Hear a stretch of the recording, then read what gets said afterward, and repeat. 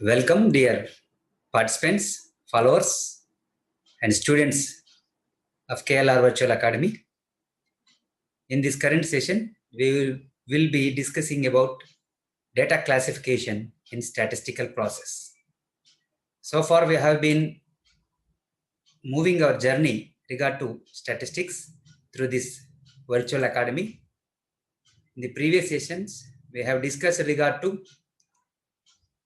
the background of statistics, evolution of statistics, definition of the statistics, and characteristics of the statistics, functions of statistics, and methods of statistics, and so-called statistical process we have been moving. We started with statistical inquiry as the first step, and followed by data collection. Operationally first, technically second. We have discussed in data collection in 2 sessions, primary data and secondary data. And this is the next phase in statistical process, followed by statistical investigation, data collection. And now we are discussing regard to data classification. The name itself saying that we are going to segregate the data elements according to their features and nature. Simple. We are going to segregate the data elements according to their features and nature. Why we need to classify? For better arranging the data, for better understanding the data, for better comparison of the data, and for better analysis of the data, we need to classify this one. That's why data classification is an important phase in statistical process, which further impacts the coming stages like data summarization and further data analysis and data presentation also. Dear students, ఈ సెషన్లో మనము దత్తాంశ వర్గీకరణ గురించి చర్చిద్దాము. ఇప్పటి వరకు మనము ఈ వేదిక ద్వారా గణాంక శాస్త్రం గురించి మనము చర్చిస్తూ వస్తున్నాము. గణాంక శాస్త్రం యొక్క మౌలిక భావనలు, పురోభివృద్ధి, విధులు, తర్వాత గణాంక శాస్త్రానికి సంబంధించినటువంటి ప్రక్రియను మనం మొదలుపెట్టామండి. దానిలో గణాంక ప్రక్రియ గురించి విపులంగా చర్చించాము. దాని తర్వాత మనం దత్తాంశ సేకరణ గురించి కూడా చర్చించాము. ఇప్పుడు మనం దత్తాంశ సేకరణ పూర్తి చేసాము. మన దగ్గర దత్తాంశము అందుబాటులో ఉందండి. వివిధ ప్రాంతాల నుండి వివిధ పద్ధతుల ద్వారా మీరు సేకరించిన దత్తాంశం మనకు అందుబాటులో ఉంది. ఆ దత్తాంశాన్ని మనం విశ్లేషణ సౌకర్యార్థం ఏం చేయాలండి? వర్గీకరించాలి. ఇక్కడ వర్గీకరించడం అంటే వేరు చేయడం. దత్తాంశం యొక్క స్వభావము, లక్షణాలు, లేకపోతే ప్రాంతము లేదా పరిమాణము లేదా ఇంకేదైనా నిర్దిష్ట కొలమానం ఆధారంగా వాటిని మనము వేరు చేయాలి. ఇప్పుడు కూరగాయల ఉదాహరణకు చెప్పాను కదా, కాయగూరలు ఒకవైపు, ఆకుకూరలు ఒకవైపు, దుంపలు ఒకవైపు వేరు చేసి తర్వాత వాటిని మళ్ళీ వంట ప్రక్రియలో వాడతాం. అట్లాంటి లాజికల్ కాన్సెప్ట్తోనే మనం డిస్కస్ చేస్తూ వస్తాం కాబట్టి మనం దత్తాంశాన్ని వర్గీకరించడం అనేది తప్పనిసరి.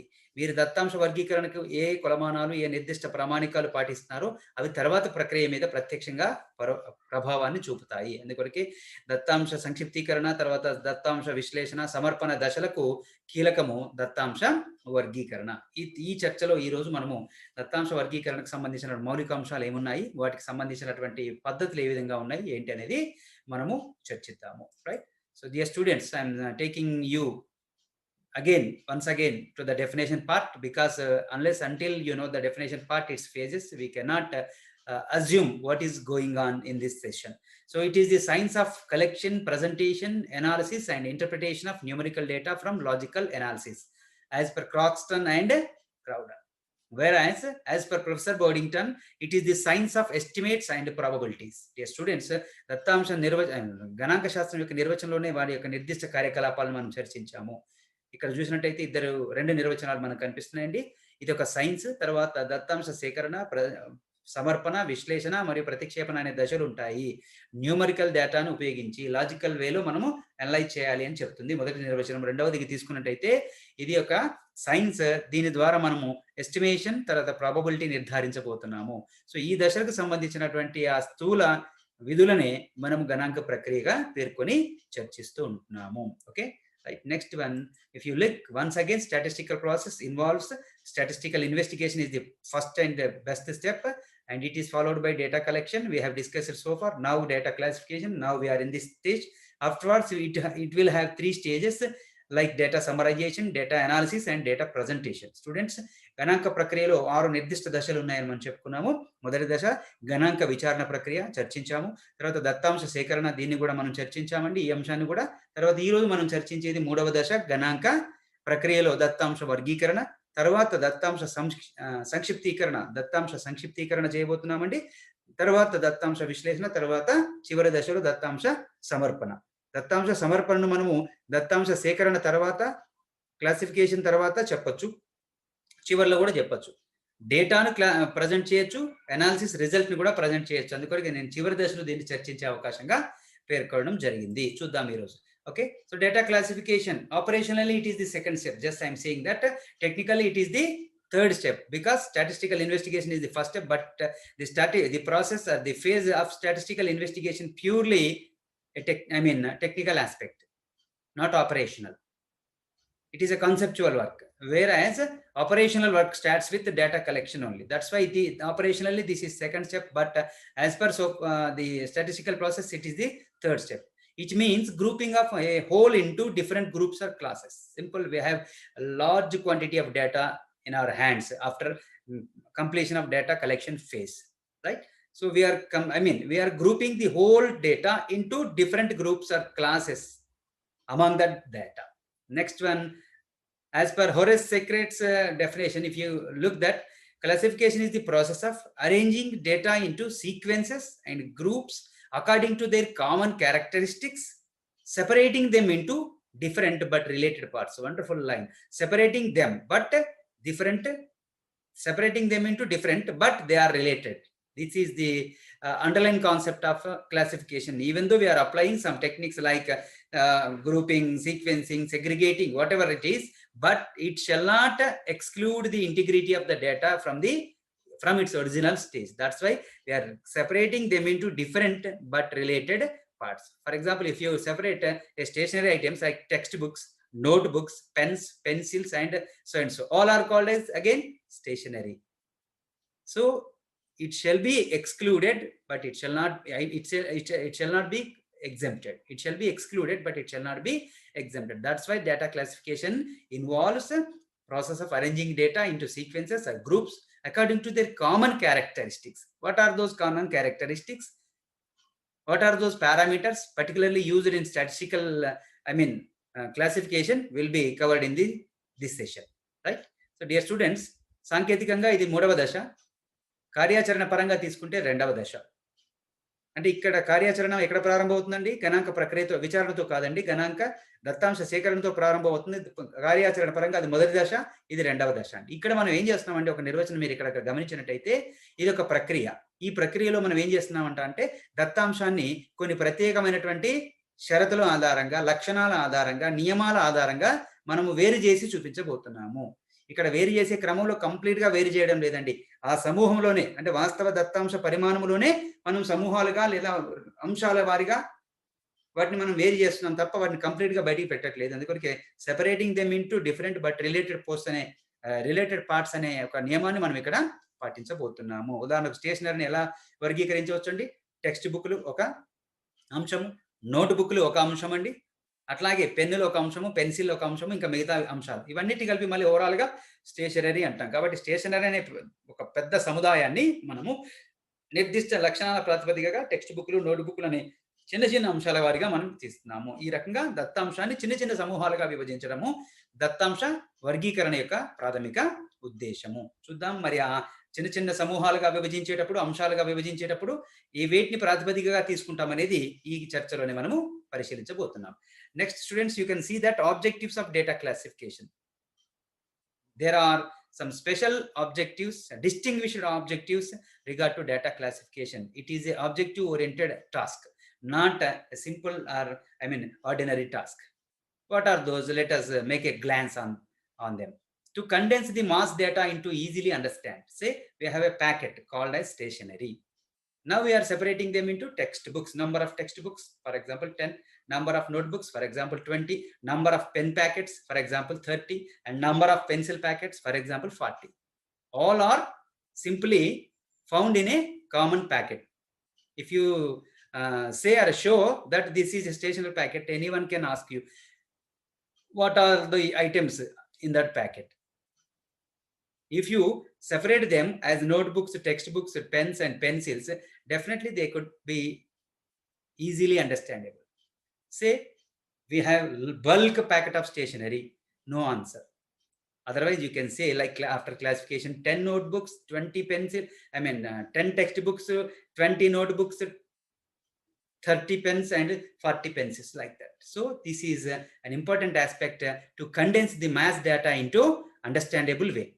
Next one, to identify the significance of the data at a glance. For example, on a bulk it is data, but what concept, what is the important parameter that is included? What is the important parameter that was included in the data is important. For example, you are collecting marks of students.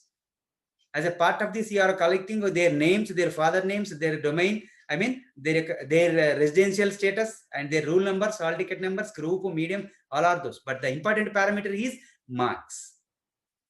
In order to highlight that concept of marks, definitely you need to classify the data. That's why to identify the significance, what is the significant, what is the significant parameter or parameters? What are those significant parameters that are included in the data to be highlighted by data classification? This is the second objective. The next one, to sort the data into a relevant manner. We have been saying that all the data collected is in the form of numbers or numerical data.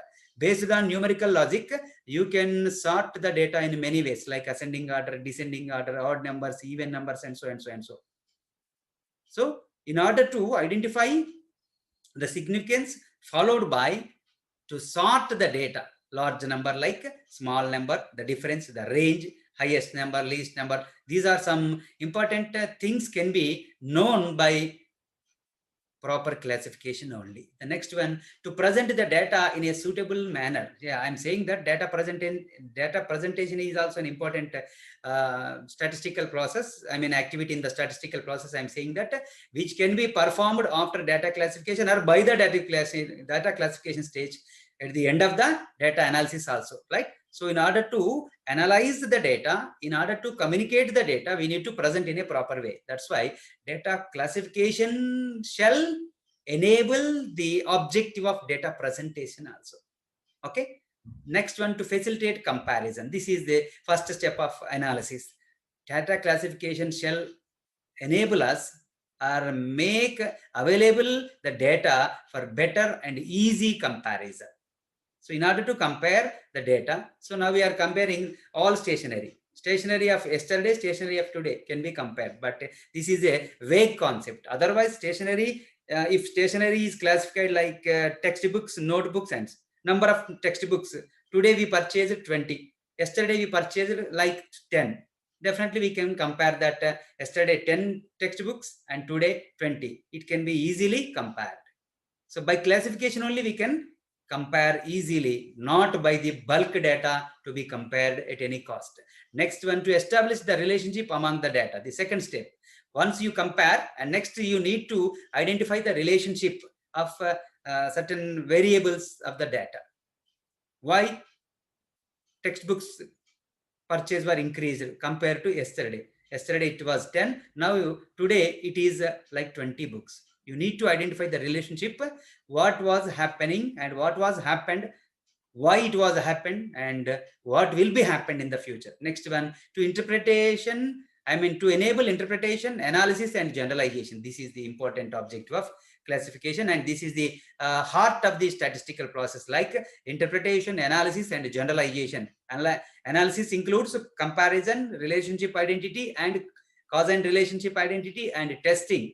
All are called as analysis, and the analyzed results is to be applied to the total population or the total data, called in the name of generalization or inferences. In order to draw generalization or better inferences, you need to provide, you need to present the data in a beautiful way in the name of data classification. Unless you classify the data, the generalizations or inferences cannot be drawn, or interpretation or analysis part cannot be taken up easily. Next one, to bring out the similarities and disparities in the data.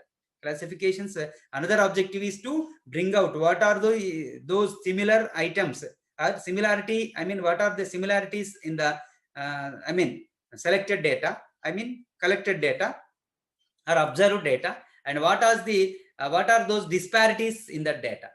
These will further help you in data analysis also. So classification shall be objective objective oriented regard to find out the similarities and disparities in the data. For example, notebook, textbook, both are books. This is similarities. Whereas disparities, notebook versus pens or textbooks versus pencils. This is disparities. Of course, all are called as stationary items. Next one, to provide and execute summary of the data collected at a glance. Right? We might have collected data from many sources like primary data, secondary data. We might have used questionnaire method or schedule method or interview method. We might have depend on printed sources or unprinted sources, whatever it is. So we have collected data from many sources and in large quantity or large volume. That may be number of pages. For example, you have collected data and which was kept in 1,000 papers. This is not meant that data is big. Maybe bigger, may not be big. Here our task is to just make to glance what you are collected. How many number of students were collected? Which groups were collected? Which areas were included? What are the quantities were identified? What are the observations were made? These are some immediate questions. To answer the immediate questions, you need to prepare the executive summary like abstract. I'm trying to say that it is like an abstract. So classification provide preparation of abstract so that you may have a simple glance what you are collected, what you are going to summarize, and what you are going to analyze, and what you are going to present at a single step. This is regard to objectives of data classification. So these are the objectives that made to provide classification process in a systematic way so that they can result to reach these objectives. Yes, students, దత్తాంశ వర్గీకరణ యొక్క ధ్యేయాలు కనుక మనం పరిశీలించినట్టయితే నిర్దిష్టమైనటువంటి ధ్యేయాల సాధన కొరకే, ధ్యేయాలతో లేదా ఉద్దేశాల కొరకే మనం దత్తాంశాన్ని వర్గీకరిస్తున్నామండి. ఒకసారి వాటిని మనం పరిశీలిద్దాము. To condense the mass data into easily understand. మొదటి ధ్యేయం ఏంటంటే పెద్ద పరిమాణంలో ఉన్నటువంటి విలువలను, దత్తాంశాన్ని సూక్ష్మ విలువల్లోకి తీసుకురావడం. సూక్ష్మ విలువలు అంటే ఇక్కడ మనమేం సగటులు కనిపెట్టట్లేదు, లేదా అర్థమెటికల్ ఫంక్షన్స్, లాజికల్ ఫంక్షన్స్ ఉపయోగించడం లేదండి. వాటిని ఏం చేస్తున్నాం, సహేతుకంగా మనము విభజిస్తున్నాము, వర్గీకరిస్తున్నాము, వేరు చేస్తున్నాం. ఉదాహరణకు పెద్ద పరిమాణంలో ఒక బాక్స్ నిండా స్టేషనరీ వస్తువులు కొన్నారు అనేది మనం దత్తాంశం యొక్క ఉదాహరణ తీసుకుంటున్నాం. దాన్ని ఇప్పుడు మీరు ఏం చేస్తున్నారండి, అందులోంచి టెక్స్ట్ బుక్లు వేరు చేస్తున్నారు, నోట్ బుక్లు వేరు చేస్తున్నారు, పెన్నులు వేరు చేస్తున్నారు, పెన్సిల్ వేరు చేస్తున్నారు. ఇక్కడ ఏం జరుగుతుందండి, 10 టెక్స్ట్ బుక్లు అండి, 20 నోట్ బుక్లు అండి, అట్లాగే 30 పెన్నులు, తర్వాత 40 పెన్సిల్. సింపుల్ గా చెప్పచ్చు. పెద్ద పరిమాణం అనే దాన్ని ఇప్పుడు మనం ఏం చేసామండి, 10, 20, 30, 40 అంటూ. ఈ 10, 20, 30, 40 అనే ఆలోచన మనకి ఎలా వచ్చిందండి, వాటిని వేరు చేయడం ద్వారా, వేరు చేసి వాటి యొక్క పరిమాణాన్ని లెక్కించడం ద్వారా, పరిశీలించడం ద్వారా మనం సులభంగా చెప్పగలిగాము. కాబట్టి దత్తాంశ వర్గీకరణ యొక్క మొదటి ఉద్దేశం ఏంటంటే దత్తాంశాన్ని సూక్ష్మీకరించడం అనేది, దత్తాంశ సంక్షిప్తీకరణ దశకు ఇది మేలు చేసే విధంగా ప్రాథమికంగా సూక్ష్మీకరించడం అనేది దీని యొక్క మొదటి ఉద్దేశము. రెండవది తీసుకున్నట్టయితే, మీరు సేకరించిన దత్తాంశంలో ప్రాముఖ్యత కలిగినటువంటి అంశం ఏంటి, ప్రాధాన్యత కలిగిన అంశాలు ఏంటి, ప్రాధాన్యత లేనటువంటి అంశాలు ఏంటి అనేది చెప్పడం కూడా రెండవ ఉద్దేశము. ఉదాహరణకు పెద్ద మొత్తంలో మీరు 1000 మంది విద్యార్థుల నుండి మార్కుల వివరాలు సేకరించారు. ఈ మార్కుల వివరాలు సేకరించే క్రమంలో విద్యార్థుల పేర్లు, వాళ్ళ యొక్క తండ్రి పేరు, వాళ్ళ యొక్క చదువుకున్న పాఠశాల లేదా కళాశాల, వాళ్ళ యొక్క group, course, hall ticket number, rule number, phone number, లేకపోతే మెయిల్ ఐడీలు, తర్వాత వాళ్ళ యొక్క నివాస ప్రాంతాలు, అనేక వివరాలు సేకరించారు. 10 అంశాలు సేకరించారండి. కానీ అందులో ముఖ్యమైన అంశం దేన్ని పరిశీలించబోతున్నామండి, మొబైల్ నెంబర్ పరిశీలించట్లేదు, మెయిల్ ఐడీలను పరిశీలించడం లేదు, మనం వాళ్ళ మార్కులను మాత్రమే పరిశీలిస్తాం. కాబట్టి ఇక్కడ మార్కులకు ప్రాధాన్యత ఇవ్వాలి. ఆ రకంగా సేకరించిన 10 అంశాలలో మార్కులు ప్రధాన అంశం అనే విషయాన్ని మనము ప్రధాన వరుసలో పేర్కొంటూ దత్తాంశాన్ని వర్గీకరించాలి. కాబట్టి దత్తాంశ వర్గీకరణ రెండవ ఉద్దేశం ఏంటంటే దత్తాంశంలోని ప్రాధాన్యత అంశాలు ఏంటి, అప్రాధాన్యత అంశాలు ఏంటి అనే విషయాన్ని చెప్పగలగాలి. మూడవ అంశం కనుక తీసుకున్నట్టయితే దత్తాంశాన్ని అనువైన క్రమములో అమర్చడం. వాటిని ఏం చేయొచ్చండి, సార్టింగ్ చేయడము. అనువైన క్రమంలో వాటిని సార్టింగ్ చేయడం అనేది ఇంకొక ఉద్దేశము. మనము గణిత శాస్త్రంలో తీసుకున్నట్టయితే ఆరోహణ క్రమము, అవరోహణ క్రమము, తర్వాత సరి సంఖ్యలు, బేసి సంఖ్యలు అట్లా ఉంటాయి కదా. ఇక్కడ నిర్దిష్ట అంశాల ప్రాతిపదికన, ఉదాహరణకు కొలమానం ఆధారంగా, ప్రాంతం ఆధారంగా, లక్షణం ఆధారంగా, గుణము ఆధారంగా మనం వాటిని అమర్చడాన్ని మూడవ ఉద్దేశంగా చెప్పొచ్చండి. తర్వాత 4వ అంశాన్ని కనుక తీసుకున్నట్టయితే అనువైన రూపంలో దత్తాంశాన్ని సిద్ధం చేయుట.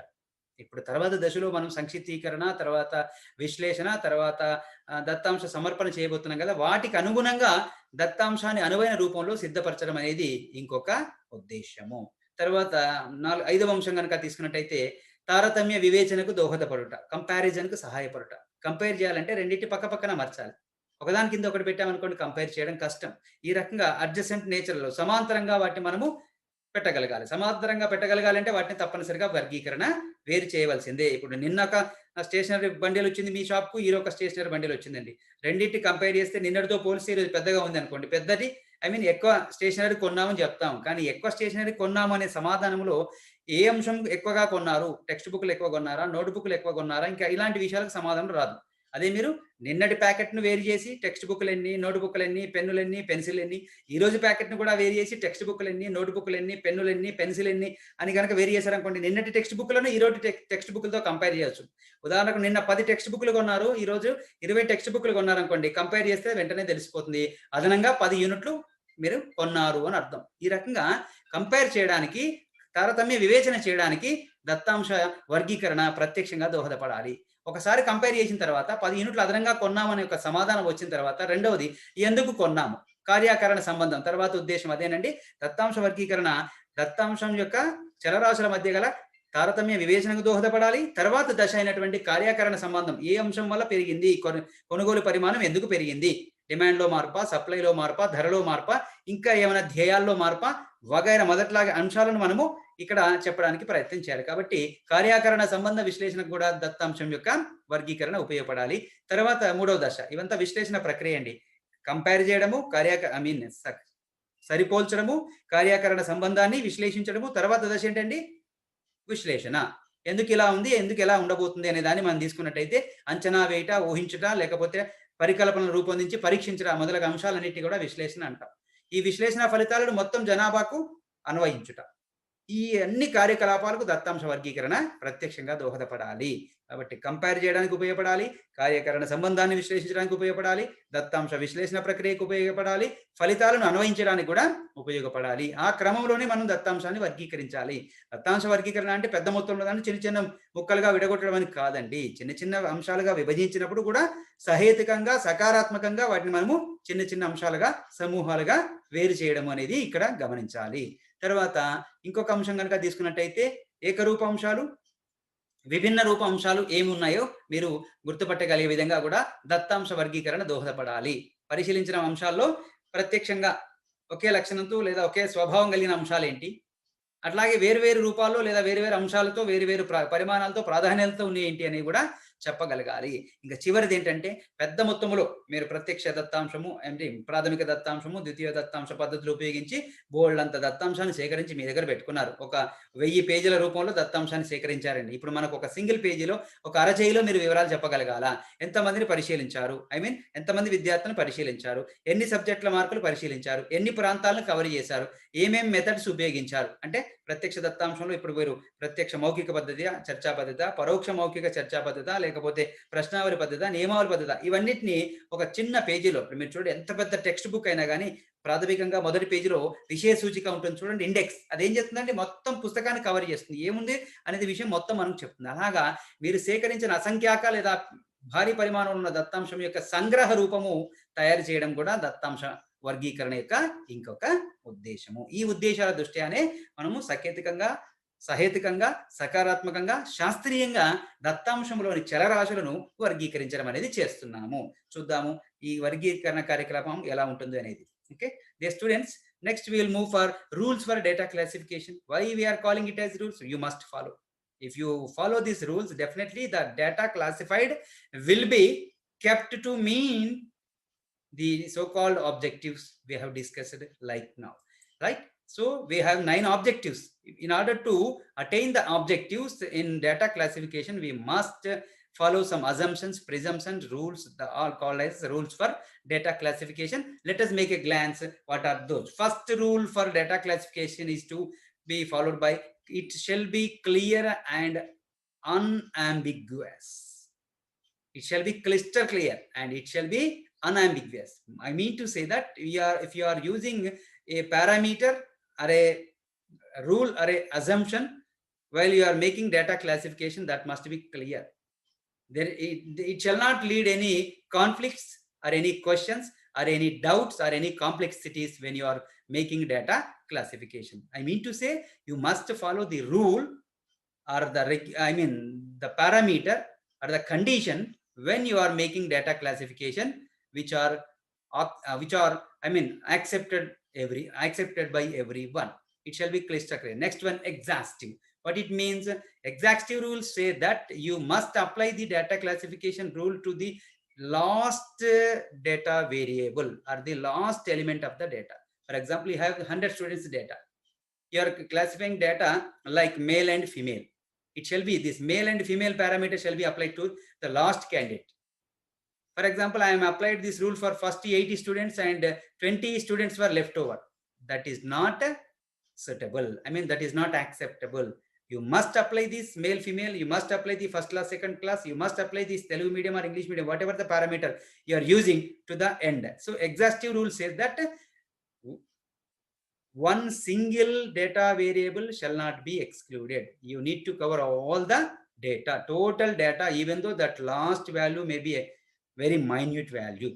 Okay, so that the integrity, data integrity will be available. We can enjoy. Next one, mutually exclusive rule. What it mean to say that whenever you are applying data classification, methods or parameters like male, female, area wise or quantitative wise or qualitative, what it may be, whatever techniques you are following in data classification shall not be constrained the next classification. For example, I am classifying the data into poor and rich. No doubt, it shall be followed. When on the other hand, I am classifying the data like literate and illiterate and rich. Only 3 parameters. Literate, I am classifying, illiterate. Both are dependent. Whereas rich, not directly related to the literate and illiterate. I mean to say, a literate people may be rich one, an illiterate person may be rich one. So this is some contradictory classification. I mean to say that as per mutually exclusive rule, you must follow this dependency, not contradictory, right? In order to continue this one, you need to follow literate, illiterate, rich and poor. 4 parameters. So basically, you need to classify them as literate and illiterate. Then you may classify literate again into rich and poor, illiterate again into rich and poor. Otherwise, you are only considering rich people, literate and illiterate. That will lead to some ambiguous classification or contradictory classification. Next one, suitable. Whatever the technique you are using must suit the data. For example, if you are making a survey regard to the quality, the perception of the customers regard to a product. Okay, the usage of a product. For example, in market nowadays we are making some sanitizers. For example, you are branding a sanitizer in the name of X. You want to analyze the perception of the your product. In this, you need to collect the information from the respondents, from the customers directly. Where I am using that, customers can be classified as professionals.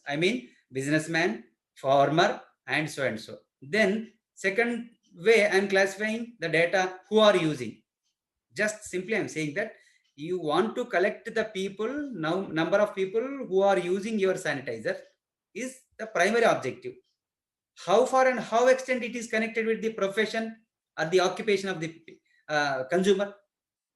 A farmer may use your sanitizer, a professor may use your sanitizer, an engineer may use a sanitizer, a politician or political leader may use your sanitizer. So irrespective of their profession, you are supposed to collect it. So this is called as suitable way. I mean to say, if you want to collect the perception of your product customers, you are supposed to strictly confine to the customer, whether they are using or not. There is the matter, but don't look their profession, which is irrelevant. So irrelevant classification shall not be taken up. Next one, stable. Stable means if you are classifying the data according to the area wise. For example, you are having some North India and South India. India can be classified according to geographical backdrop, North India and South India. Whereas Again, you can take the data of North India into further classification and South India into further classification. So stable means whatever the method, parameter or mechanism using for classification shall be continued. For example, I am taking only 2 states of North India and taking full states of South India. This is irregular. I mean to say, you shall apply the condition or the parameter of classification till the end of the data and total to that data domain. Next one, homogeneous. What it means, whatever the methods are, classification parameters you are supposed to you are supposed to apply shall be homogeneous. It shall not be heterogeneous. I mean to say, for example, you are studying the impact of advertisement expenses and its sales. So sales versus advertisement expenses. In this area, you are supposed to classify your sales according to area wise or some distributor wise. But if you are considering distributor wise, for example, you have 4 distribution areas, A, B, C, D. In all these areas, you are supposed to account the data of sales as well as expenses also. For example, I am considering sales of distribution area of A and expenses, advertising expense of distribution area B. That is not permitted, that is not suitable. So whatever subconditions you are applying to be used in all areas of the data classification. And next one, consistent. What it means, the method shall be continued till the end of the process. Even though it is suitable or not, that may be left. But the method or the parameter, the condition you are supposed to use to be constant and consistent till the end of the data classification process. And next one, flexible, means it shall be changeable. I mean to say, it shall not be rigid. For example, the data classification, you are making that based on areas.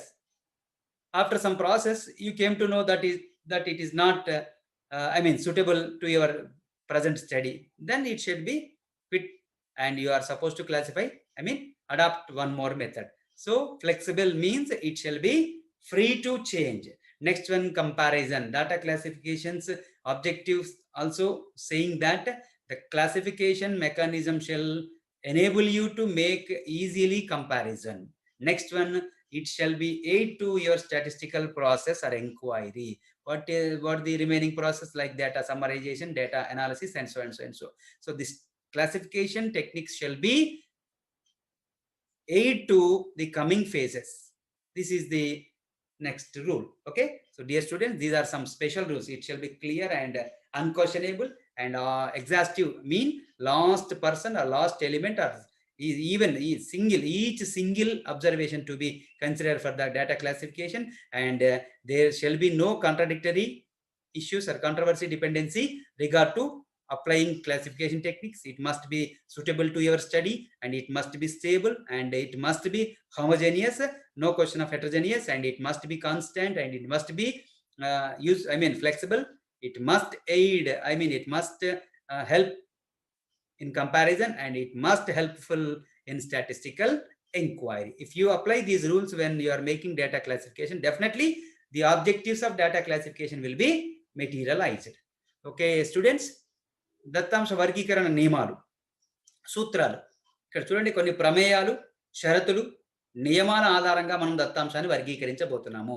అవి ఎలా ఉండాలంటే, ఇంకా ఎలాంటి సందిగ్ధతకు, సందేహాలకు తావివ్వకుండా స్పష్టంగా, సూటిగా, నిక్కచ్చిగా, ఖచ్చితంగా మనకు ఈ యొక్క దత్తాంశ వర్గీకరణ ఉద్దేశాలు నెరవేర్చే విధంగా ఉండాలి. అలా ఉండాలంటే మనం ఈ నియమాలు పాటించాలి. మొదటిది క్లియర్ అండ్ అనాంబిగ్యూస్. ఇక్కడ ఏంటంటే స్పష్టంగా ఉండాలి, సందిగ్ధతకు తావు లేకుండా ఉండాలి. దత్తాంశాన్ని వర్గీకరించేటప్పుడు మీరు ఎలాంటి నియమాలు పాటిస్తున్నారో ఆ నియమాలు మీ యొక్క వర్గీకరణలో అవి కనపడాలి. మనకు ఏ అంశం ఆధారంగా వర్గీకరించారని మళ్ళీ ఒకటి చెప్పాల్సిన అవసరం లేకుండా వర్గీకరణ. ఉదాహరణ, టెక్స్ట్ బుక్లు, నోట్ బుక్లు వర్గీకరిస్తున్నారు. స్పష్టంగా టెక్స్ట్ బుక్లు అంటే ఒక నిర్దిష్ట లక్షణాలతో ఉంటాయి, నోట్ బుక్లు అంటే ఒక నిర్దిష్ట లక్షణాలతో ఉంటాయి. ఈ రకంగా లక్షణాల ఆధారంగా మీరు ప్రాతిపదికంగా దత్తాంశాన్ని వర్గీకరించేటప్పుడు స్పష్టమైనటువంటి లక్షణాన్ని ఏ విధంగా ఉండాలంటే స్పష్టంగా గుర్తించగలిగిందై ఉండాలి. తర్వాత ఒకసారి వర్గీకరించిన తర్వాత ఆ దత్తాంశము ప్రక్రియ పూర్తయ్యేంత వరకు, గణాంక ప్రక్రియ పూర్తయ్యేంత వరకు ఎలాంటి సందిగ్ధతలకు తావు ఇవ్వకుండా ఉండాలి. తర్వాత రెండవ అంశం తీసుకున్నట్టయితే ఎగ్జాస్టివ్ అంటే అర్థం ఏంటంటే చివరి అంశాన్ని కూడా దత్తాంశ వర్గీకరణలో భాగంగా పరిగణించాలి. అంటే ఇక్కడ మీరు 100 విషయాలు పరిశీలించారు. వర్గీకరించేటప్పుడు 100 విషయాలకి ఈ వర్గీకరణ లక్ష్యాన్ని, నియమాన్ని పాటించాలి. ఒక 90 మందిని వర్గీకరించి మిగతా 10 మందిని ఏదో ఒక రంగంలో ఏదో ఒక దానిలో కలిపేయకూడదు. చివరి ఎలిమెంట్‌ను కూడా మీరు దత్తాంశ వర్గీకరణలో పరిగణలోకి తీసుకోవాలి. అప్పుడే దత్తాంశ సమగ్రత దెబ్బతినకుండా ఉంటుంది. తర్వాత పరస్పర విసర్జితమైనటువంటి అంశము. పరస్పర విసర్జితం అంటే ఏంటంటే, ఒక విషయాన్ని మీరు వర్గీకరించేటప్పుడు, దత్తాంశాన్ని వర్గీకరించేటప్పుడు అనేక షరతులు ఉపయోగిస్తారు. కానీ ఒక షరతు ఇంకొక షరతుకు అనుబంధంగా ఉంటే పర్వాలేదు గానీ ప్రతిబంధకంగా ఉండకూడదు. ఉదాహరణకు మనకి ఇక్కడ ఒక అంశాన్ని మీరు ఒక ప్రాంతంలో ఉన్నటువంటి లిటరసీ మీద, అక్షరాస్యత మీద మీరు దత్తాంశ సేకరణ చేశారు. వర్గీకరించేటప్పుడు ఏం చేయొచ్చండి? అక్షరాస్యులు, నిరక్షరాస్యులు, మళ్ళా మేల్, ఫీమేల్. సో, ఈ రకంగా చదువుకున్న వాళ్ళలో మేల్ ఉంటారు, మగవారు ఉంటారు, ఆడవాళ్ళు ఉంటారు. చదువురాని వాళ్ళలో మళ్ళీ మగవారు ఉంటారు, ఆడవాళ్ళు ఉంటారు. కానీ ఈయనేం చేశాడండి? మగవారు, ఆడవారితో పాటు చదువుకున్న వాళ్ళు, చదువురానితో పాటు ధనవంతులు, పేదవాళ్ళు అనే అంశాన్ని కూడా తీసుకుంటున్నారు. అందులో ఒక ధనవంతులనే అంశాన్ని లెక్కలోకి తీసుకున్నాడు ఇక్కడ. అంటే ఇక్కడ చూడండి, చదువొచ్చిన వాళ్ళలో ధనవంతులు ఉంటారు, చదువు రాని వాళ్ళలో కూడా ధనవంతులు ఉంటారు. మరి ధనవంతులను పరిగణలోకి తీసుకున్నప్పుడు వచ్చిన వాళ్ళకి ఆపోజిట్ పదం ఏంటంటే రానివారు. అట్లాగే ధనవంతులకు ఆపోజిట్ పదం ఏంటంటే పేదవారు. మరి ఇవి రెండింటిని లెక్కలోకి తీసుకోవాలి. నా ఉద్దేశ్యం ఏంటంటే, చదువొచ్చిన వాళ్ళు, చదువు రాని వాళ్ళు ఒక షరతు, ఆడవాళ్ళు, మగవారు ఇంకొక షరతు, ధనవంతులు, పేదవాళ్ళు ఒక షరతు. ఇట్లా అన్ని షరతులు ద్వంద్వంగా 2 అంశాలుగా మీరు లెక్కలోకి తీసుకుంటే ఎలాంటి సందిగ్ధత ఉండదు. కానీ ఏం చేశాడండి? చదువుకున్నవారు, చదువు రాని వాళ్ళు తీసుకొని తర్వాత ఏకంగా ధనవంతులను మాత్రమే లెక్కలోకి తీసుకుంటున్నారు. పేదవాళ్ళని లెక్కలోకి తీసుకోవట్లేదు. ఈ రకంగా ధనవంతులనే షరతు పేదవాళ్ళని తీసుకోకపోవడం వల్ల అది షరతు కాకుండా ప్రమాదంగా వాటిల్లే అవకాశం ఉంటుంది. ఈ రకంగా ఒక షరతు లేదా ఒక అంశము లేదా ఒక కారణము మీరు పరిగణలోకి తీసుకునేటప్పుడు అది ఇంకొక దానికి అనుబంధంగా ఉంటే బాగుంటుంది కానీ ప్రతిబంధకంగా ఉండకుండా చూడాలి. నెక్స్ట్ వన్ తీసుకున్నట్టయితే అనువైనదైనటువంటి విధానాన్ని పాటించాలి. అనేక విషయాలు ఉపయోగించబోతున్నాం మనం. పరిమాణం ఆధారంగా వర్గీకరించబోతున్నాము, గుణం ఆధారంగా వర్గీకరించబోతున్నాము, ప్రాంతం ఆధారంగా వర్గీకరించబోతున్నాము, కాలం ఆధారంగా వర్గీకరించబోతున్నాము. చాలా సాధనాలు మనకు అందుబాటులో ఉన్నాయి. కాబట్టి ఏది మీకు అనువైనదో లెక్కలోకి తీసుకోవాలి. ఉదాహరణకు మీ యొక్క అమ్మకాల పనితీరును మీరు పరిశీలిస్తున్నారనుకోండి, 2 రకాలుగా తీసుకోవచ్చు. అమ్మకాల పనితీరును పరిశీలించాలంటే అమ్మకాలను రూపాయలలో పరిగణలోకి తీసుకొని సేల్స్ క్వాంటిటీ అంటే ఎన్ని రూపాయల అమ్మకాలు చేశారు అనే అంశం ఆధారంగా దత్తాంశాన్ని వర్గీకరించవచ్చు. ఏ ప్రాంతం నుండి వచ్చిందనేది కూడా మీరు వర్గీకరించవచ్చు. ఈ రకంగా ప్రాంతం అవసరమైనప్పుడు ప్రాంతం ఆధారంగా వర్గీకరించాలి. అమౌంట్ అవసరమైనప్పుడు అమ్మకపు పరిమాణం, టర్నోవర్ అవసరమైనప్పుడు టర్నోవర్ ప్రాతిపదికన వర్గీకరించాలి. కాబట్టి ఎప్పుడు టర్నోవర్ వాడాలి, ఎప్పుడు ప్రాంతం వాడాలి అనేది మీ యొక్క దత్తాంశ పరిశోధన యొక్క లక్ష్యానికి అనువైనదిగా ప్యారలల్‌గా ఉండాలి. తర్వాత స్థిరమైనటువంటి విధానాన్ని పాటించాలి. ఇప్పుడు నేను దత్తాంశాన్ని ఇందాక చెప్పినట్టుగా ఆడవారు, మగవారు వర్గీకరించారు. సంతోషం. తర్వాత ఆడవారు, మగవారు వర్గీకరించిన తర్వాత నేనేం చేస్తున్నానండి, రెండవది చదువుకున్న వాళ్ళు, చదువు రాని వాళ్ళు. సో, మొదటినే నేను ఆడవాళ్ళు, మగవాళ్ళుగా వర్గీకరించాను. తర్వాత చదువుకున్న వాళ్ళు తీసుకుంటున్నాను. మళ్ళీ చదువుకున్న వాళ్ళలో ఏం చేయాలి? ఆడవారిని తీసుకోవాలి, మగవారిని తీసుకోవాలి. ఈ రకంగా ఒక విధానాన్ని స్థిరంగా కొనసాగించాలి. దాని యొక్క లక్ష్యం పూర్తయ్యేంత వరకు, ధ్యేయం సాధించేంత వరకు చేయాలి. సో, చదువుకున్న వాళ్ళలో ఆడ, మగ తీసుకున్నాను. మళ్ళీ చదువురాని వాళ్ళలో ఆడ, మగ తీసుకోవట్లేదు. అంటే అర్థం ఏంటి? అస్థిరమైనటువంటి నియమాన్ని అస్థిరంగా నేను ఉపయోగించను. దీనివల్ల ఏమవుతుందండి? సందిగ్ధతతో కూడినటువంటి వర్గీకరణకు దారితీస్తుంది తప్ప స్పష్టమైనటువంటి, ఖచ్చితమైనటువంటి రూపం అనేది మనకు రాదు. తర్వాత హోమోజీనియస్ అంటున్నారు. చూడండి, ఒక దత్తాంశానికి మీరు ఉపయోగించే పద్ధతులు ఏ విధంగా ఉండాలంటే ఏకరూపత కలిగినవి ఉండాలి. విభిన్నత్వానికి దారి తీయకూడదు. ఇది ఇంకొక అంశము. ఏకరూపమైనటువంటి వర్గీకరణ మీరు చేయాలంటే ఒక నిర్దిష్టమైనటువంటి లక్షణాన్ని, కారకాన్ని మీరు ప్రాతిపదికగా తీసుకోవాలి. ఉదాహరణకు మీకు పట్టణ ప్రాంతంలో దుకాణాలున్నాయి, గ్రామీణ ప్రాంతాల్లో దుకాణాలున్నాయి. పట్టణ ప్రాంతంలో దుకాణాల యొక్క ఖర్చులను, ఆదాయాన్ని పరిగణలోకి తీసుకున్నప్పుడు గ్రామీణ ప్రాంతాల్లో కూడా ఏం చేయాలి మళ్ళీ? సేమ్ నియమము. ఆదాయాన్ని మరియు ఖర్చులను వర్గీకరించాలి. అట్లా కాకుండా పట్టణ ప్రాంతంలో ఆదాయాన్ని, గ్రామీణ ప్రాంతంలో వ్యయాన్ని వర్గీకరించి మీరు చేశారనుకోండి, అప్పుడు దాన్ని మీరు కంపేర్ చేయడానికి అనువుగా ఉండదు. తర్వాత మన లక్ష్యం కూడా ఏమాత్రం అనుకూలంగా ఉండదు. తర్వాత స్థిరమైన విధానాన్ని పాటించాలి. ఇప్పుడు జనాభా ప్రాతిపదికన జనాభాను వర్గీకరించేటప్పుడు మనము వయసు వారీగా వర్గీకరిస్తాం. స్థిరమైన విధానం చివరి దాకా ఒక సంవత్సరం, ఒక రోజు ఏజ్ నుండి 100 సంవత్సరాల ఏజ్ వరకు కూడా, లేదా 100కు పైబడ్డ వయసుల వారిని వర్గీకరించేటప్పుడు ఇదే విధానాన్ని పాటించాలి. ఉదాహరణకు 50 సంవత్సరాల వయసు కలిగిన వాళ్ళు ఎవరు లేరు. అలా అని చెప్పి దాన్ని వదిలేయకూడదు. 51 సంవత్సరాల వాళ్ళని తీసుకోవాలి. అట్లా ఒక విధానము స్థిరంగా కొనసాగిస్తే వర్గీకరణలో ఏకరూపత వస్తుంది. తర్వాత ఫ్లెక్సిబుల్, మార్పుకు అనువైనదై ఉండాలి. నిర్దిష్టంగా మనం వర్గీకరణ చేయడం ఎంత ముఖ్యమో, ఖచ్చితంగా వర్గీకరణ చేయడం ఎంత ముఖ్యమో, అవి సులభంగా మార్చదగిందై ఉండాలా. కఠినంగా ఉండకూడదు. అవసరమైతే ఇప్పుడు మీరు జనాభా ఇప్పుడు ప్రాంతం ఆధారంగా వర్గీకరించారు. మీకు అనువైన ఫలితాలు రాలేదు. పక్కన పెట్టండి. ప్రాంతం ఆధారంగా రానప్పుడు సంస్థల వారీగా, దుకాణాల వారీగా వర్గీకరించండి. టోకు వర్తకుల వారీగా వర్గీకరించండి. చిల్లర వర్తకుల వారీగా వర్గీకరించండి. అట్లా కూడా మీకు సరైన ఫలితం రానప్పుడు ఇంకొక విధానాన్ని పాటించాలి. లేకపోతే కాంబినేషన్ ఒకటి కంటే ఎక్కువ అంశాలు కలిపి జోడించి కూడా మీరు తీసుకోవచ్చు. పట్టణ ప్రాంతంలో అధిక అమ్మకాలు, అల్ప అమ్మకాలు. ఈ రకంగా కూడా మీరు అనేక లక్షణాలను జోడిస్తూ, సమ్మేళనం చేస్తూ అట్లా కూడా చేసుకోవచ్చు. అయినా గాని మీకు అనువుగా లేనప్పుడు అప్పటిదాకా వర్గీకరణ చేసింది పక్కన పెట్టి మరి ఒక కొత్త విధానాన్ని పాటించడానికి సూటబుల్‌గా ఉండాలి. తర్వాత కంపారిజన్, తారతమ్య వివేచనకు దత్తాంశంలోని చలరాశులను కంపేర్ చేయడానికి అనువైనదై ఉండాలి. ఇది చాలా ముఖ్యమైనటువంటి విషయము. దత్తాంశ వర్గీకరణ అనేది ఒక కాలక్షేపానికి కొరకు చేపట్టే దశ కాదండి. ఆ దత్తాంశ వర్గీకరణ పూర్తి కాగానే మనకు కంపేర్ చేయడం అక్కడ మీకు స్పష్టంగా కనబడాలి. ఇప్పుడు 10 నోట్‌బుక్‌లు, 20 టెక్స్ట్ బుక్‌లు. ఏది ఎక్కువ కొన్నారంటే టెక్స్ట్ బుక్‌లు ఎక్కువ కొన్నారు అని చెప్పొచ్చు. ఇది కంపేర్ చేయడానికి అనువైనది విధంగా మనకు దత్తాంశ వర్గీకరణ చేపట్టాలనే నియమము. తర్వాత గణాంక ప్రక్రియకు దోహదపడాలి. గణాంక ప్రక్రియ అంటే దీని తర్వాత దశ ఏమున్నాయండి? దత్తాంశ సంక్షిప్తీకరణ అంటే పట్టికీకరణ చేయబోతున్నాము. దత్తాంశ శ్రేణీకరణ చేయబోతున్నాము. కేంద్ర స్థాన కొలతలు సగటులు లెక్కించబోతున్నాము. విస్తరణ కొలమానాలు చేయబోతున్నాము. దత్తాంశ యొక్క విస్తరణను పరీక్షించబోతున్నాము. తర్వాత విశ్లేషణ సాధనాలు ఉపయోగించి విశ్లేషణ ప్రక్రియ చేపట్టబోతున్నాము. తర్వాత దత్తాంశాన్ని సమర్పించబోతున్నాము. ఈ ప్రక్రియకు అందరికీ కూడా ఇదే వర్గీకరణ ఉపయోగపడాలి. ఒక్కసారి వర్గీకరణ చేశారంటే మిగతా దశలు సాఫీగా కొనసాగాలి. సో డియర్ స్టూడెంట్స్, ఈ నియమాలు కనుక మీరు పాటిస్తే స్పష్టంగా ఉండడము, సందిగ్ధత తావు లేకుండా ఉండడము,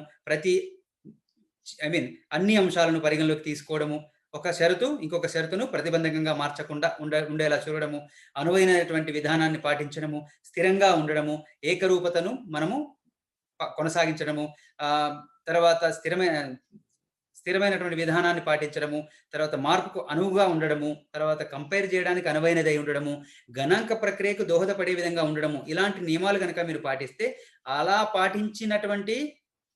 పాటిస్తూ చేసినటువంటి గణాంక వర్గీకరణ, దత్తాంశ వర్గీకరణ మనకు దాని యొక్క ఉద్దేశాలను స్పష్టంగా నెరవేర్చే అవకాశం ఉంటుంది. ఓకే, చూద్దాం. Next dear students, now we are entering into the practical session regard to data classification types or methods, right? So basically there are 4 methods prominently using in statistical process, particularly data classification. They are called as geographical classification, and next one chronological or a period or a time classification, and next one quantitative classification, and next one qualitative classification. Let us make one by one. Dear students, దత్తాంశ వర్గీకరణకు ప్రధానంగా 4 పద్ధతులు ఉన్నాయండి. ఒకటి భౌగోళిక వర్గీకరణ, ప్రేరులోనే కనిపిస్తుందండి, ప్రాంతాల ఆధారంగా దత్తాంశాన్ని వర్గీకరించడము. రెండవది క్రొనాలజికల్, కాల వర్గీకరణ, కాలము ఆధారంగా వర్గీకరించడం అండి. మూడవది పరిమాణాత్మక వర్గీకరణ, ఆ దత్తాంశంలోని అంశాలను ఏ విధంగా కొలుస్తున్నాము, ఏ అంశాల ప్రాతిపదికనగా మనం కొలుస్తున్నాం అనే దాన్ని బట్టి తీసుకుంటే పరిమాణాత్మక వర్గీకరణ. చివరిది గుణాత్మక వర్గీకరణ అండి. ఇక్కడ మీరు గమనించినట్టయితే దత్తాంశం యొక్క లక్షణం ఆధారంగా వర్గీకరించడము. వీటిని మనం విడివిడిగా వాడొచ్చు, అవసరమైతే కాంబినేషన్ తో వాడొచ్చు. ఒకసారి వీటిని డిస్కస్ చేస్తాం. Let us make a glance of one by one. Geographical classification aims to classify data based on the geographical area of the data. I mean to say the data we are collecting from different areas. Now we are classifying it into area wise. For example, North India, South India. This is one classification. Again, you take your South India, you select your own state. This is one classification. From your state, you can classify your data from district wise. From your district, you can classify your data some mandal wise. From mandal wise, you can classify your data village wise. From village wise, you can classify your data ward wise.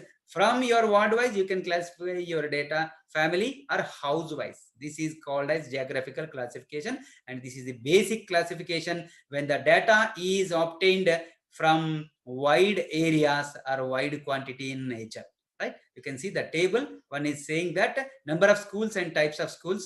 This is the title of the classification. Here the total data, the number of schools were classified into like this: Chennai, Coimbatore, Madurai, Trichy, Salem, and some Tirunelveli and Erode. All are areas, particularly districts in Tamil Nadu. And again, the data is classified into schools, type of schools, primary school, number of primary schools, number of middle schools, number of high schools, and number of higher secondary schools, and total schools. For example, you can see in Chennai, we have 1554, 1515 schools.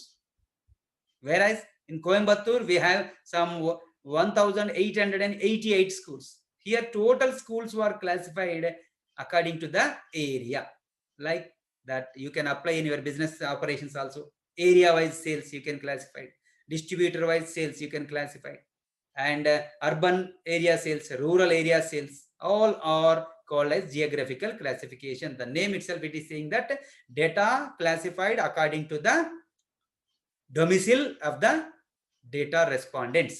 I mean, from which area it was obtained, or from which locality the observations were made, is the primary criteria for classifying the data.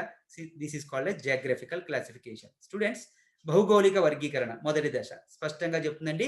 దత్తాంశము ఏ ప్రాంతం నుండి సేకరించామో ఆ ప్రాంతము ఆధారంగా దత్తాంశాన్ని వర్గీకరిస్తే దాన్ని మనం భౌగోళిక వర్గీకరణ అంటాం. దత్తాంశం పెద్ద మొత్తంలో సేకరించినప్పుడు, అనేక ప్రాంతాల నుండి సేకరించినప్పుడు, దత్తాంశం యొక్క క్రమత్వం విస్తారంగా ఉన్నప్పుడు మనం ప్రధానంగా ఈ భౌగోళిక వర్గీకరణ ఉపయోగిస్తామండి. ప్రధానంగా ఇక్కడ మనకి ఒక ఉదాహరణ కనుక తీసుకున్నట్టయితే చెన్నై, కోయంబత్తూర్, మదురై, త్రిచి, సేలెం, తిరునవేలి, తర్వాత ఈరోడ్ అనే ఒక జిల్లాలు తమిళనాడులోని ప్రామినెంట్ జిల్లాలండి. ఆ జిల్లాల వారీగా మనం ఇక్కడ పాఠశాలల సంఖ్యను వర్గీకరించాం. అట్లాగే జనాభాను వర్గీకరించవచ్చు. ఉత్తర భారతదేశము, దక్షిణ భారతదేశం అని. మళ్ళీ దక్షిణ భారతదేశంలో మీ రాష్ట్రాన్ని వర్గీకరించవచ్చు. మళ్ళీ ఒక రాష్ట్రాన్ని తీసుకున్నప్పుడు ఆ రాష్ట్రంలోని జనాభాను లేదా రాష్ట్రంలోని పరిశీలనను, అబ్జర్వేషన్ దత్తాంశాన్ని జిల్లాల వారీగా వర్గీకరించవచ్చు. ఒక జిల్లాని మళ్ళీ మండల వారీగా వర్గీకరించవచ్చు. ఒక మండలంలోని దత్తాంశాన్ని మళ్ళీ గ్రామాల వారీగా, ఒక గ్రామంలోని దత్తాంశాన్ని మళ్ళీ వార్డుల వారీగా, మళ్ళీ వార్డులోని దత్తాంశాన్ని కుటుంబాల వారీగా వర్గీకరించవచ్చు. ఈ రకంగా ఎంత పెద్ద దత్తాంశాన్ని అయినా కానీ మనము వర్గీకరించడానికి ఒక గొప్ప సాధనము భౌగోళికం. సో ప్రాంతము, దత్తాంశం, మీరు పరిశీలించిన దత్తాంశము ఏ ప్రాంతానికి చెందినది అనే అంశము ప్రాతిపదికగా వర్గీకరిస్తే దాన్ని మనము భౌగోళిక వర్గీకరణ అనే పేరుతో పిలుస్తున్నామండి. పెద్ద పరిమాణంలో దత్తాంశం ఉన్నప్పుడు దాన్ని స్పష్టంగా, విస్పష్టంగా వర్గీకరించడానికి మనకు ఈ భౌగోళిక వర్గీకరణ అనేది ఉపయోగపడుతుంది. ఇది మొదటి వర్గీకరణ. You can see that second one, chronological classification. The name itself is saying that data to be classified according to the time of its occurrence or its happening. Here, time or period. The time or time bound period is the important and is the major, is the one and only parameter to classify the data.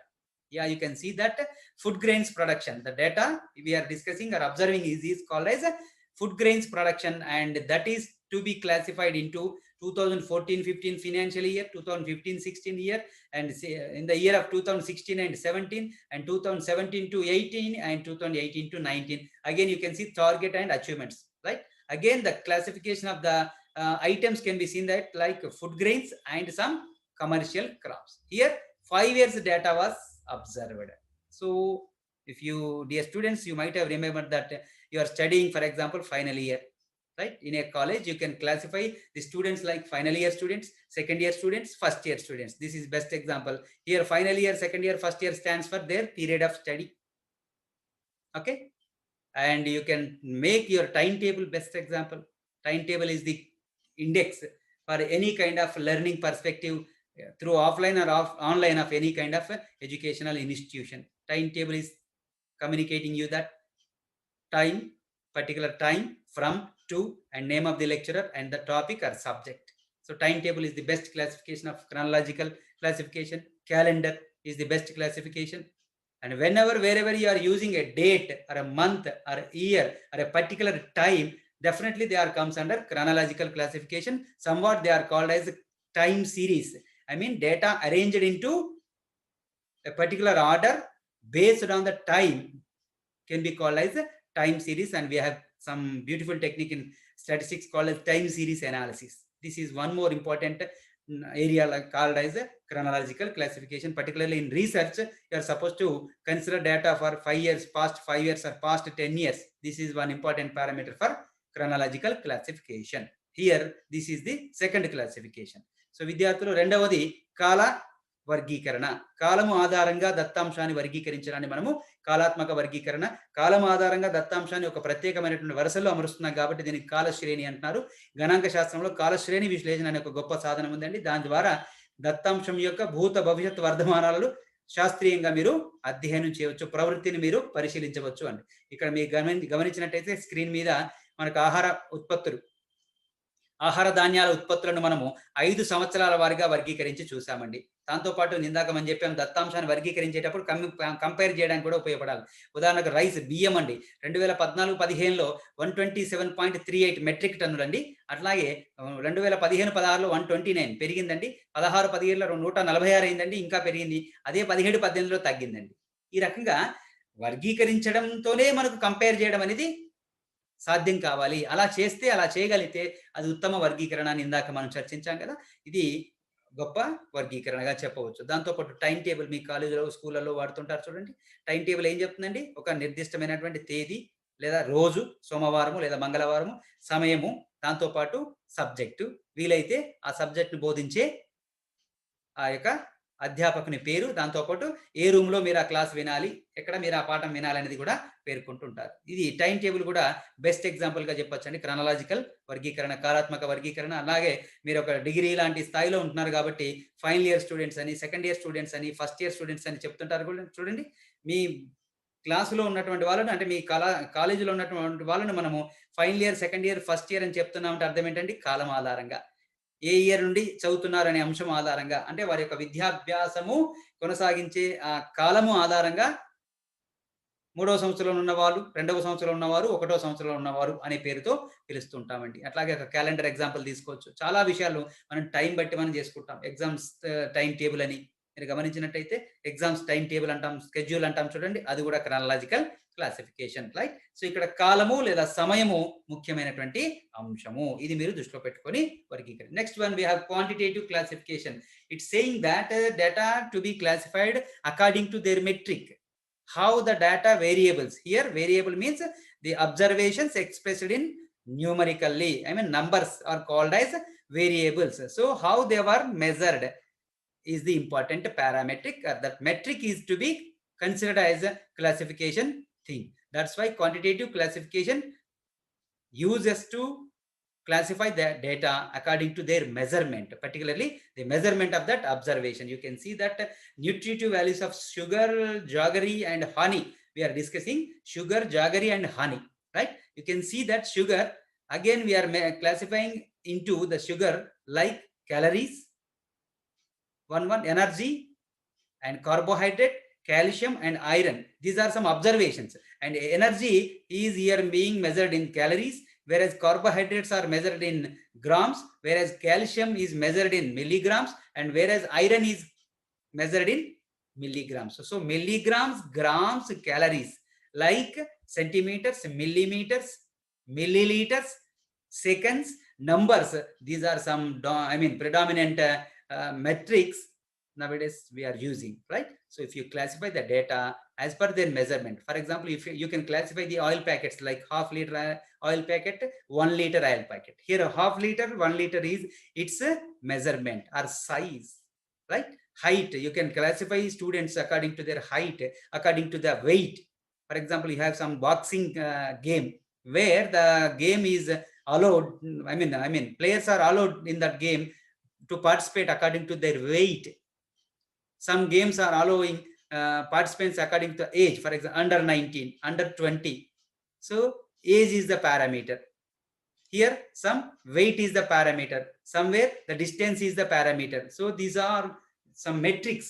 If you classify the data according to their values or measurements, certainly it is called as a quantitative classification. And this is the very widely using classification, and majority of data classification being made as per this quantitative classification, right? So this is to be remembered, that quantity, here the quantity of observation is important parameter to classify them in a particular order. So students, next one పరిమాణాత్మక వర్గీకరణ. పేర్లో ఉంది చూడండి, ఆ చలరాశుల యొక్క పరిమాణము లేదా కొలమానము ఆధారంగా చలరాశులను వర్గీకరించడాన్ని మనం క్వాంటిటేటివ్ క్లాసిఫికేషన్ అనే పేరుతో పిలుస్తున్నామండి. ఇక్కడ ఒక టేబుల్లో షుగర్ చక్కెర, బెల్లము, తేనె ఈ మూడిట్లో ఉన్నటువంటి పోషకాలను మనము ఒక టేబుల్ రూపంలో చెప్తున్నామండి. దాన్ని క్లాసిఫై చేశాము. ఎట్లా అండి? ప్రతి అంశంలో కూడా చక్కెర గాని, బెల్లం గాని, తేనెలో గాని 4 ప్రధాన పోషకాలు ఉన్నాయని చెప్తున్నామండి. ఒకటి శక్తి, తర్వాత కార్బోహైడ్రేట్స్, రెండోది కాల్షియం, తర్వాత ఐరన్. అట్లాగే ఈ శక్తిని క్యాలరీస్‌లో కొలుస్తున్నాం. కాబట్టి క్యాలరీస్ ఆధారంగా వర్గీకరించాము. తర్వాత మీరు గమనించినట్టయితే ఇక్కడ గ్రామ్స్‌లలో కార్బోహైడ్రేట్స్‌నేమో గ్రామ్స్‌లో కొలుస్తున్నారు. కాల్షియంనేమో మిల్లీగ్రామ్స్ తక్కువ పరిమాణం. ఇది కూడా బరువే కానీ తక్కువ పరిమాణం. మళ్ళీ మీరు నిలువులో కంపేర్ చేసినట్టయితే చక్కెరలో 398 క్యాలరీస్ ఉంటాయి. తర్వాత బెల్లంలో 383 క్యాలరీస్ ఉంటాయి. తేనెలో 313. ఈ రకంగా వర్గీకరణ చేసే టైంలో మనం ఏం చేస్తున్నాం వాటి యొక్క కొలమానాలు. ఓకే. ఒక షాప్ గనక తీసుకున్నట్టయితే ఒక సోప్ ఎగ్జాంపుల్ ఒక సబ్బు తీసుకున్నట్టయితే క్లాసిఫై చేయాలంటే ఏం చేస్తామండి? బేస్డ్ ఆన్ దేర్ వెయిట్ 75 గ్రాముల సబ్బు అని, 100 గ్రాముల సబ్బు అని. ఒక ఆయిల్ ప్యాకెట్ తీసుకున్నట్టయితే హాఫ్ లీటర్ ఆయిల్ ప్యాకెట్ లేదా 1 లీటర్ ఆయిల్ ప్యాకెట్ అని, 1 కేజీ ఆయిల్ ప్యాకెట్ లేదా హాఫ్ కేజీ ఆయిల్ ప్యాకెట్ అని ఇలా బరువుతో లేదా పరిమాణంతో దూరం మనం అన్ని తీసుకుంటున్నాం కదండి. దూరము, బరువు, పరిమాణము ఇవన్నీ కూడా ఏమంటామండి? స్టాండర్డ్ మెజర్మెంట్స్, ప్రామాణిక కొలమానాలు. వీటిని బేస్ చేసుకొని మనం దత్తాంశాన్ని వర్గీకరిస్తే దాన్ని మనం క్వాంటిటేటివ్ క్లాసిఫికేషన్ అంటామండి. నాకు తెలిసి మనకు గణాంక ప్రక్రియలో అత్యంత విరివిగా ఉపయోగపడే సాధనము ఈ యొక్క పరిమాణాత్మక వర్గీకరణ మాత్రమే. రైట్. ఇక్కడ పరిమాణము, కొలమానము అనేది ముఖ్యమైనటువంటి అంశము. నెక్స్ట్ వన్ చివరిదండి. రైట్. క్వాలిటేటివ్ క్లాసిఫికేషన్, గుణాత్మక వర్గీకరణ. దత్తాంశం యొక్క లక్షణము, రూపు, ఆకారము మొదలగు అంశాల ప్రాతిపదికన వర్గీకరిస్తే దాన్ని మనము గుణాత్మక వర్గీకరణ అనే పేరుతో పిలుస్తున్నాం. ఉదాహరణకు జనాభాను గనక తీసుకున్నట్టయితే ఆడవారు, మగవారు. ఆడ, మగ అనేది ఇక్కడ మెజర్మెంట్ దేన్ని బట్టండి? లక్షణము. అంతే తప్ప ఇంత బరువు ఉంటే ఆడవారు, ఇంత బరువు ఉంటే మగవారు అని కాదు. చదువుకున్న వారు, చదువు రాని వాళ్ళు, అక్షరాస్యులు, నిరక్షరాస్యులు. ఇక్కడ కూడా హైటు, వెయిటు, డిస్టెన్స్‌తో సంబంధం లేదు. అక్కడ ఏం చేస్తున్నామండి? చదువు రావడం, రాకపోవడం అనేది. ఈ రకంగా లక్షణము ఆధారంగా, గుర్తు ఆధారంగా, లేకపోతే రంగు ఆధారంగా, లేకపోతే ఆకారము ఆధారంగా మనం దత్తాంశాన్ని వర్గీకరిస్తే దాన్ని మనము గుణాత్మక వర్గీకరణ అనే పేరుతో పిలుస్తుంటామండి.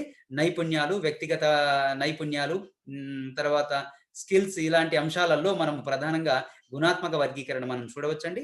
గుణాత్మక వర్గీకరణ కూడా చాలా ముఖ్యమైనటువంటి అంశం. ఇక్కడ మీకు ఒక ఉదాహరణ 2011 జనాభాను గనక తీసుకున్నట్లయితే కుటుంబాలు. ఓకే. ఒక సంస్థను నడుపుతున్నటువంటి సంస్థ కాదండి, కుటుంబ యజమాని ఎవరు? ఆడవారు కుటుంబ యజమానిగా ఉన్నటువంటి కుటుంబాలు ఎన్ని, మగవారు యజమానిగా ఉన్నటువంటి కుటుంబాలు ఎన్ని ఇక్కడ తీసుకుంటున్నామండి. మొత్తం మనం 2467 కుటుంబాలు పరిశీలించామండి. అందులో మగవారు మేల్ హెడెడ్ కుటుంబ యజమానులుగా ఉన్నటువంటి వాళ్ళు 2198 అండి. తర్వాత ఫిమేల్ ఉన్నటువంటి వాళ్ళు 269 అండి. తర్వాత దీన్ని మీరు పర్సంటేజ్‌లో కూడా తీసుకున్నారండి. మేల్ అంటే 100కు 89 కుటుంబాలు మగవారి ద్వారా నిర్వహించబడుతున్నాయండి. అట్లాగే 10.9 కుటుంబాలు మాత్రమే ఆడవారు నిర్వహిస్తున్నారు అని చెప్పొచ్చు. మళ్ళీ ఇక్కడ తీసుకున్నట్టయితే గ్రామీణ ప్రాంతము, తర్వాత పట్టణ ప్రాంతం. గ్రామీణ, పట్టణ అంటే మళ్ళీ ఇదేంటంటే భౌగోళిక వర్గీకరణ. అంటే ఇక్కడ ఏంటంటే గుర్తుపెట్టుకోండి విద్యార్థులు, ఈ 4 పద్ధతుల్లో విడివిడిగా వాడొచ్చు, కాంబినేషన్‌లో కూడా వాడొచ్చు.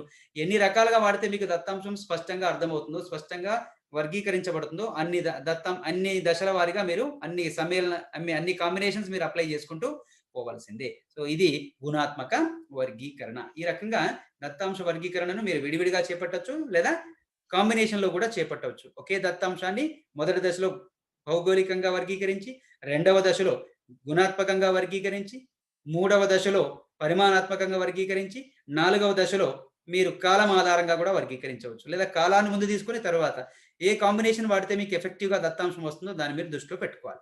So students, this is the fourth and important classification called as qualitative. The name itself is resembling that. Qualitative data to be classified according to their quality. Quality stands for here, it may be their feature, it may be their appearance, or it may be their color, or it may be their character, right? So color, character, feature are important parameters when you are approaching qualitative classification method, and this is the very important method. We can see like big ball, small ball, tall man, tall man, short man. Okay, black ball, blue ball, male, female, literate, illiterate, known, unknown, skilled, unskilled, semi-skilled. These are some important.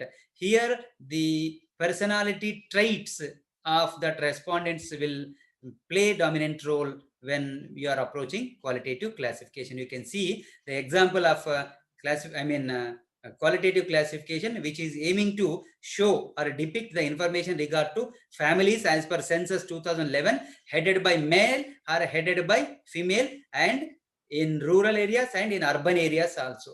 You can see that number of households we can observe here, 2,467 families were observed, where male headed families were 2198 and female were 269. This is total, as total, and it is also expressed in percentage. 89.1% headed by male and 10.9% headed by female also. Okay, students, and you can further classify it as rural and urban.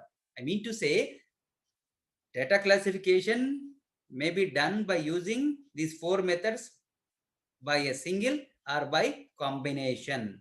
For example, you can classify the data first as per the time, and next you can classify the data as per the area, geographical. First you are applying time classification, then you are applying geographical or area classification, then you are applying quantitative classification, and again you are applying some qualitative. So how many combinations you can use so that the objective satisfied data to be available after this classification, which must useful to the further statistical process. That's why, so classification conditions or methods can be used alone or with a combination. Okay, so this is the today's session. Dear students, we have learned about the meaning of classification, objectives of classification, rules of data classification, and methods of data classification, and which will reflect in our coming session like data summarization.